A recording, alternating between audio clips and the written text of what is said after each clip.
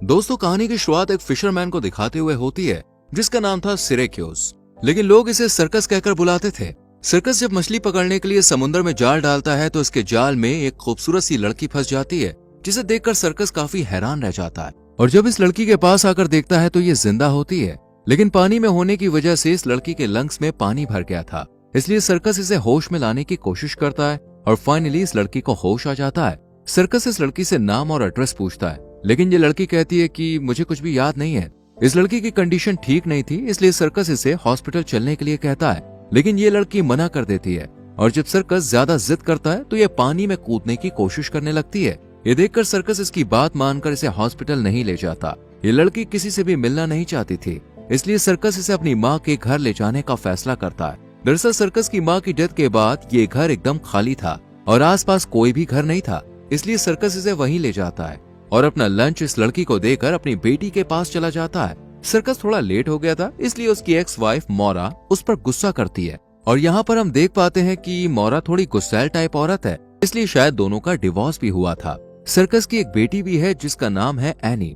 Circus अपनी बेटी any को लेकर डॉक्टर के पास जाने लगता है। दरअसल एनी की किडनी खराब थी, इसे ट्रांसप्लांट की जरूरत थी, लेकिन अभी तक कोई डोनर नहीं मिला था और डोनर ना मिलने तक डायलिसिस करना पड़ता है। इसलिए सर्कस आज एनी को लेकर हॉस्पिटल जाता है, लेकिन लेट होने की वजह से डॉक्टर्स डायलिसिस करने से मना कर देते हैं, पर फिर राजी हो जाते हैं। जब डायलिसिस चल रहा होता है तो एना सर्कस को एक स्टोरी सुनाने के लिए कहती है। यहाँ सर्कस अपनी ही कहानी उसे सुनाने लगता है और कहता है कि एक फिशरमैन के जाल में एक खूबसूरत सी लड़की फंस जाती है। ये सुन एनी कहती है कि क्या वो लड़की सल्की थी। दरअसल सल्की चिल्ड्रन के नॉवल का एक कैरेक्टर है जो अपनी दुनिया से यहाँ के लोगों के बीच में आती है। अगर सल्की अपना कोट जमीन के नीचे दफन कर देती है तो वो 7 साल इस दुनिया में रह सकती है।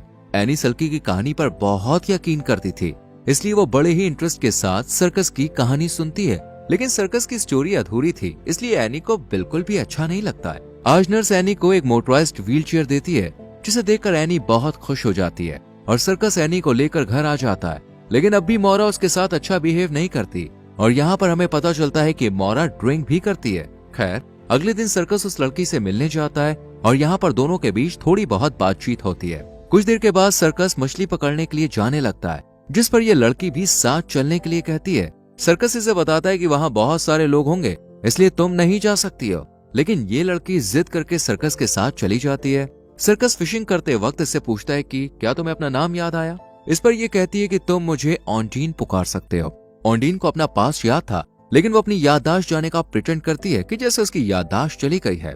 ऑन्डीन जैसे ही गाना शुरू करती है वैसे ही सर्कस के जाल में बहुत ही अच्छी और बड़ी मछलियां फंसने लगती हैं और बैड लक गुड लक में बदल जाता है। ये देखकर सर्कस ऑन्डीन को हर बार साथ आने के लिए कहता है और साथ ही कुछ % शेयर करने की भी बात करता है। ऑन्डीन लोगों से नहीं मिलना चाहती थी। इस पर सर्कस कहता है कि तुम मुझसे भी तो मिलती हो ना।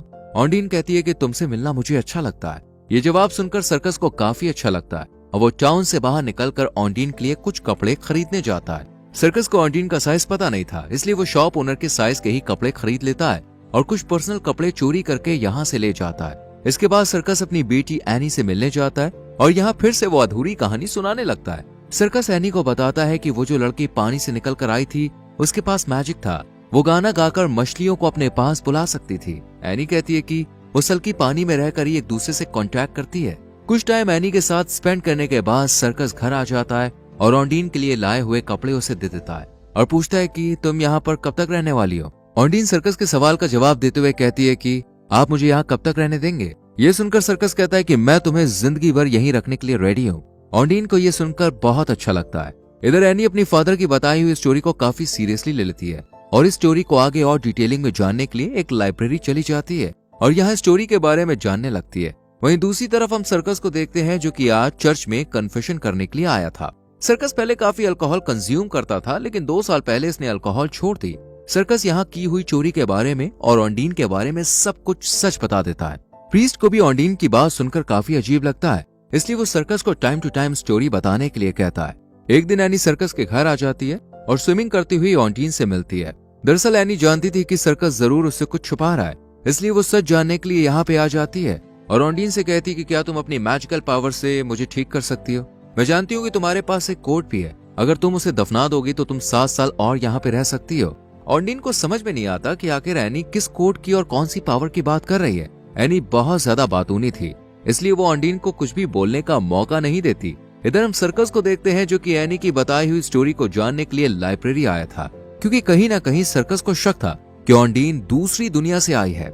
एनी के क्लासमेट्स जब एनी की नई व्हीलचेयर देखते हैं तो उन्हें बहुत बुरा लगता है और ये लोग एनी का काफी मजाक बनाते हैं। एक क्लासमेट तो एनी की व्हीलचेयर पर ही बैठ जाती है और फिर उसे पानी में फेंक देती है, लेकिन एनी कुछ नहीं कहती क्योंकि एनी काफी समझदार थी, इसलिए वो बिल्कुल शांत रहती है। इसके बाद हमें सर्कस के टाउन में ही एक स्ट्रेंजर को दिखाया जाता है जो कि ऑन्डीन की तलाश में आया था।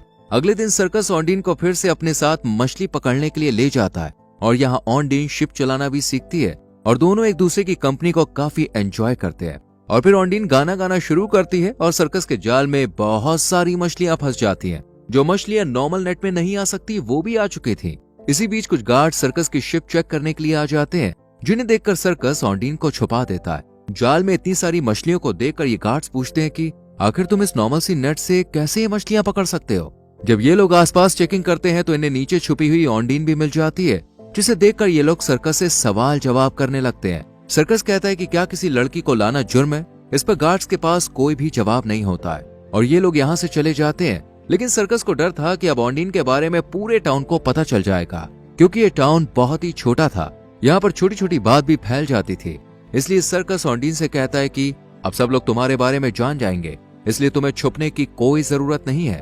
ऑन्डीन भी अब सबके सामने आ जाती है और सभी लोगों की नजर ऑन्डीन पर टिकी होती है, जिससे ऑन्डीन को काफी अजीब लगता है, क्योंकि ऑन्डीन को लगता था कि वो खूबसूरत नहीं है, लेकिन सर्कस उसकी तारीफ करता है। दोनों टाउन में घूमने जाते हैं और रास्ते में इन्हें एनी भी मिलती है। इसके बाद ऑन्डीन शॉप में जाती है, क्योंकि सर्कस जो कपड़े लाया था वो फिट नहीं थे, इसलिए ऑन्डीन अपने साइज के कुछ कपड़े खरीदती है। अच्छे अच्छे कपड़े पहनते देख अब भी एनी को यही लगता है कि ऑन्डीन की दुनिया के लोग अच्छे कपड़े पहनते हैं, यानी एनी ऑन्डीन को एक सी क्रिएचर समझ रही थी। एक दिन जब एनी और ऑन्डीन साथ होते हैं तो ऑन्डीन एनी को स्विमिंग कराती है, जिससे एनी को काफी अच्छा लगता है। इसी बीच ऑन्डीन को पानी से एक नेट में कुछ सामान मिलता है, जिसे देखकर एनी को लगता है कि ये ऑन्डीन का कोट है, इसलिए वो ऑन्डीन को कहती है कि हम इसे दफना देते हैं, फिर तुम 7 साल तक यहाँ पे रह सकती हो। ऑन्डीन भी इसे दफना देती है और फिर एनी ऑन्डीन से उसके हस्बैंड के बारे में पूछती है और हमें पता चलता है कि वो स्ट्रेंजर ऑन्डीन का हस्बैंड है।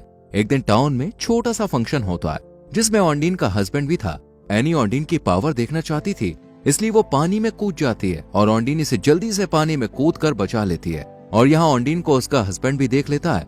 सर्कस जब एनी को घर लाता है तो मौरा इसके ऊपर काफी गुस्सा करती है, क्योंकि उसे लग रहा था कि सर्कस ऑन्डीन की वजह से एनी पर ध्यान नहीं दे रहा है। अब ऑन्डीन और सर्कस घर आ जाते हैं और ऑन्डीन सर्कस से पूछती है कि तुम्हारा नाम सिरक्यूज है, तो फिर तुम्हें लोग सर्कस क्यों कहते हैं। इस पर सर्कस कहता है कि पहले मैं सर्कस में काम करता था इसलिए, लेकिन फिर मैंने सर्कस में काम करना बंद कर दिया और साथ में ड्रिंक करना भी छोड़ दिया।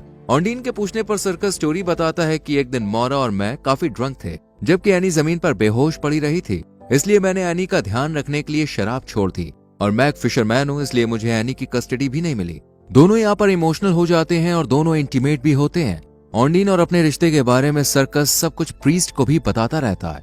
इधर ऑन्डीन का हस्बैंड ऑन्डीन के बारे में जानने के लिए सर्कस के पास आता है, लेकिन सर्कस उसे कुछ नहीं बताता, इसलिए वो डायरेक्ट घर आ जाता है। इसे देखकर एनी घर के पिछले रास्ते से भाग जाती है।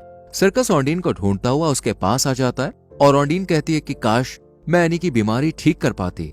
इधर मौरा, उसका हस्बैंड और एनी कार से घर आ रहे होते हैं, लेकिन ड्रंक होने की वजह से कार का एक्सीडेंट हो जाता है। हस्बैंड की तो डेथ हो जाती है, लेकिन एनी और मौरा को हॉस्पिटल ले जाया जाता है और यहीं ऑन्डीन और सर्कस भी आ जाते हैं। मौरा के हस्बैंड की किडनी एनी से मैच हो रही थी, इसलिए एनी को किडनी मिल जाती है और यहाँ ऑन्डीन की विश पूरी हो जाती है। अगले दिन मौरा खुद को इस सब सिचुएशन का जिम्मेदार मानकर सर्कस को एनी की जिम्मेदारी सौंप देती है, लेकिन कहती है कि तुम्हें ऑन्डीन को दूर करना होगा। सर्कस न चाहते हुए मौरा की बात मान लेता है और रात को ऑन्डीन को वहीं छोड़ आता है जहां से वो लाया था उसे। लेकिन सुबह प्रीस्ट जब सर्कस को दुखी हालत में देखता है तो ऑन्डीन को वापस लाने के लिए कहता है और सर्कस भी ऑन्डीन को लेने चला जाता है। यहाँ ऑन्डीन अपने पास्ट के बारे में बताती है कि मैं रोमानिया में एक स्लेव थी और एक गैंगस्टर मेरी हेल्प से ड्रग सप्लाई करता था और एक दिन मुझे और मेरे हस्बैंड को पुलिस ने घेर लिया। हस्बैंड ने मुझे पानी से तैरकर ड्रग सेव करने के लिए भेज दिया और इस तरह मैं तुम्हारे जाल में आ गई। जब ये दोनों घर आते हैं तो ऑन्डीन के हस्बैंड के साथ ड्रग बेचने वाला एक आदमी आता है जो धमकाकर ऑन्डीन से ड्रग्स मांगता है। एनी वही जाल निकालने जाती है जो एनी और उसने दफनाया था। उसी में ड्रग्स थे, लेकिन वो यहाँ नहीं होते क्योंकि एनी ने उसे दूसरी जगह छुपा दिया था ताकि एनी यहीं धरती पर रहे। आखिरकार ऑन्डीन वो ड्रग्स गैंगस्टर को दे देती है और पानी में अपने हस्बैंड को धक्का देकर मार देती है, क्योंकि वो एक बुरा इंसान था। ऑन्डीन दूसरे देश की थी, इसलिए पुलिस उसे वापस भेजने का इंतजाम करती है, लेकिन सर्कस ऑन्डीन से शादी करके उसे यहीं अपने साथ रख लेता है और मूवी यहीं खत्म हो जाती है। दोस्तों, कैसी लगी आपको इस मूवी की एक्सप्लेनेशन कमेंट करके जरूर बताएं। वीडियो को लाइक और शेयर करें एंड चैनल को सब्सक्राइब करके बेल आइकॉन प्रेस करें, जिससे आने वाली वीडियोस आपसे मिस ना हो। मिलते हैं आपसे अगली वीडियो में। Till then, bye bye, take care.